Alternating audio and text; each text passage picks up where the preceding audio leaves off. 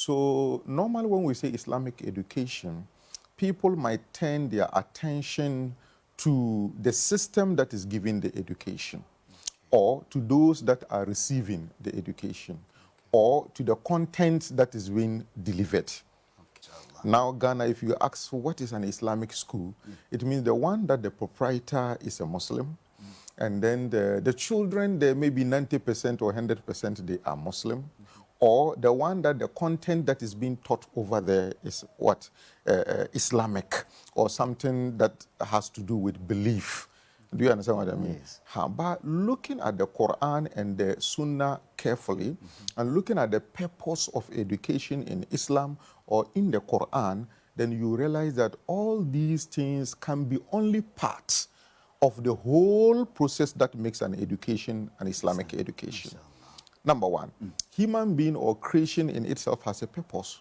So any form of education that helps to fulfill that particular purpose becomes an Islamic education. And so therefore, if you look at the philosophy or the main aim of education, and in Quran chapter 2 verse 129, number one is Rabbana وَبَعَثْ فِيهِمْ رَسُولًا مِّنْهُمْ, that, oh my Lord, raise among them a prophet, a messenger.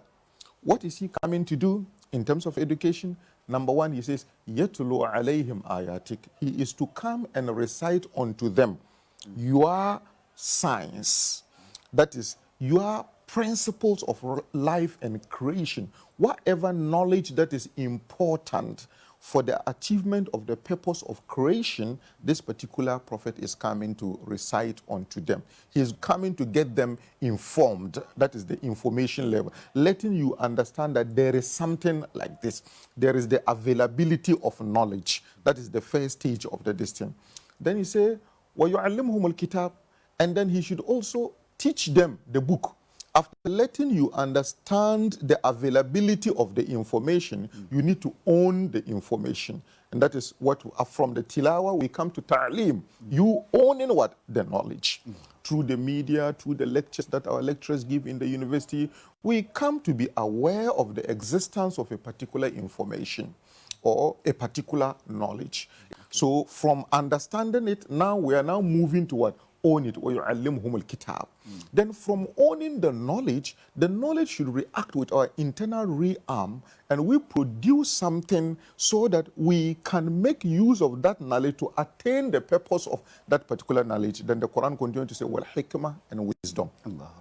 Wisdom. So we are to give out the information, let the opposite side also attain that particular information and own that particular information, from tilawa to ta'lim. Then from ta'lim, we now go to hikmah, wisdom. Well, hikmah. Then the Quran climaxes it with وَيُزَكِّيهِمْ, and he should what? Purify them. Purify them. Tazkiyah. So we have number one, tilawa, number two, ta'lim, number three, hikmah, and number four, tazkiyah.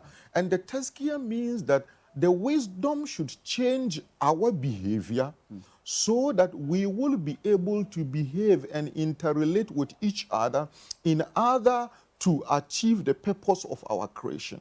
When we are achieving the purpose of our creation, our activities and behaviors and personality that we display in order to achieve the purpose of our creation, the root source of motivation and the drive should be Allah Azza wa Jal. So tazkiyah, we refine our behavior. Behavioral and personality refinement is what we call tazkiyah. So any form of education that takes into consideration acquisition of information, goes beyond the information and go to a transformation, to transform us, to give us a behavior in a form of a skill, competence, anything at all, then go beyond that one to also crown that particular skill with morality. That's where the tazkiyah come in. With morality, then that type becomes of Islamic education. Yes, it becomes Islamic. It does not matter where it is being acquired. It does not matter whether we are sitting at the Makaranta or we are sitting at the Islamic school or we are sitting at the mosque, or this location is not what too important. And the certificates we earn is not too important. So one key feature of Islamic education is that it has no end. Once you start throughout your life, you keep on educating yourself. You keep on learning. And then one key other feature of Islamic education is 90% application. You don't learn and put it aside and just get a certificate or get a paper. That's the next thing I was going to ask you, because from what you have said, you look as if one ultimate end of Islamic education is morality. Morality. So it's not just about going to Makkah and to learn. the moral is not only theoretical morality. The moral is being displayed with service. Service to the benefit of our environment for the sake of the Creator.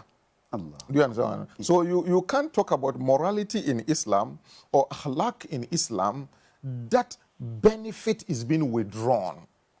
You benefit, those around you will benefit. That is where the concept of sadaqah, infaq, and so forth and so on, they come in. So morality in Islam is not dry theories like those ones that Aristotle and co, they mention them and they are drafted and they are put in the libraries. The and they themselves couldn't apply to create a community that people who are illiterate will look at the community and emulate it. You need to go to Legon to be able to know about Aristotle. But you don't need to go to Legon to know about Rasul sallallahu alaihi wasallam. You understand? He exemplified what he It's taught. in the people.